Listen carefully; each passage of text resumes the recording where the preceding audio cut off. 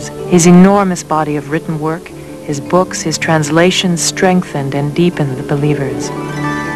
With the guardian at the helm, nothing could stop God's army of light. Then suddenly, without warning, dark clouds of crisis covered the horizon. On the 4th day of November, in 1957, from the World Center came the tragic news.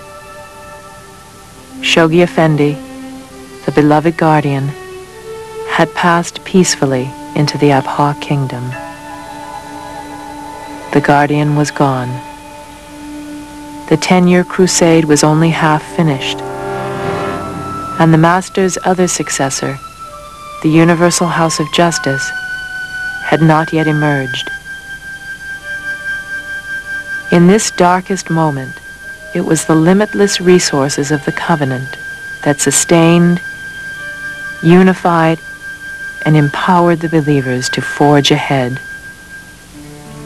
The hands of the cause of God, raised up by Shoghi Effendi as the chief stewards of the faith, led the Baha'i world in carrying out his global plan. And by the close of the 10-year crusade, the conquests were complete. In April 1963, at the First Baha'i International Convention, the supreme governing body of the faith was brought into being. A few days later, at the First World Congress in London, England, a worldwide Baha'i community welcomed the newly elected members of the Universal House of Justice. Once again, the protecting power and vitalizing energies of the covenant flowed unhampered through Baha'u'llah's chosen successor. The world community of believers had grown. Local spiritual assemblies numbered over 3,500, and the number of places where Baha'is lived reached in excess of 11,000. In its first message to the national conventions, the Universal House of Justice wrote, "The cause of God is now firmly rooted in the world.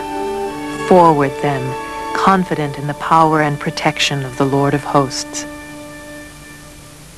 For the next 21 years, the Baha'i faith moved forward at an ever-increasing pace.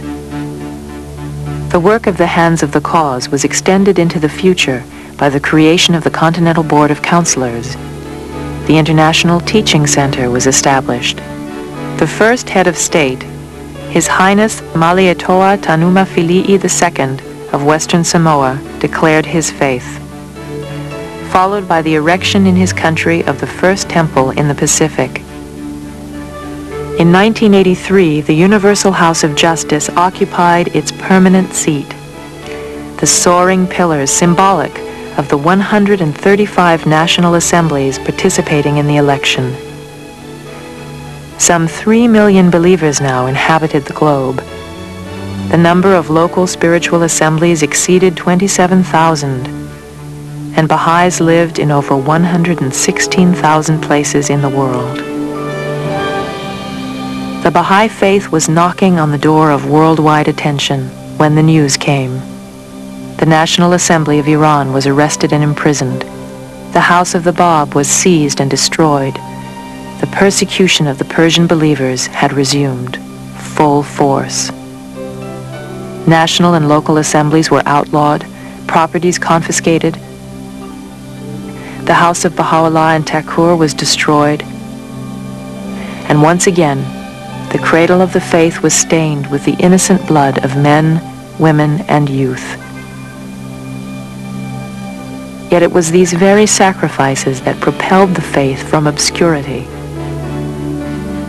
Unprecedented and worldwide media coverage exposed the faith to millions. Governments around the globe came to the defense of the Iranian believers, and the General Assembly of the United Nations for the first time took up the case. In October 1985, the Universal House of Justice published The Promise of World Peace and declared that global peace was the next and inevitable step in the evolution of the planet. As the fourth epoch of the formative age opened in 1986, 138 heads of state had received this important document. The truth of its vision dramatically demonstrated as the Cold War crumbled before the eyes of a peace-starved world. The astonishing Lotus Temple was dedicated in New Delhi. It stands as one of the most important buildings erected in this century. Expansion of the faith accelerated.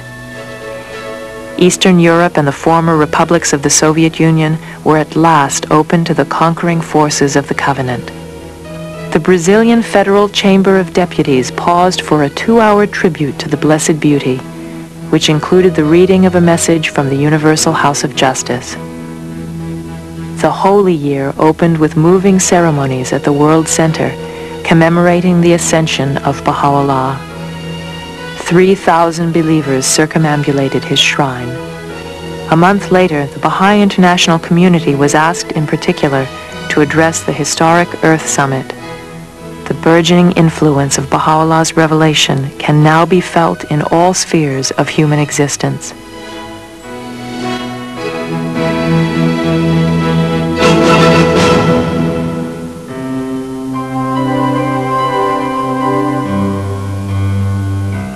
As we prepare for the next stage in the unfolding of Abdu'l-Bahá's divine plan, immense and fleeting opportunities call for a level of sacrifice and dedication reminiscent of the Guardian's courageous army of light.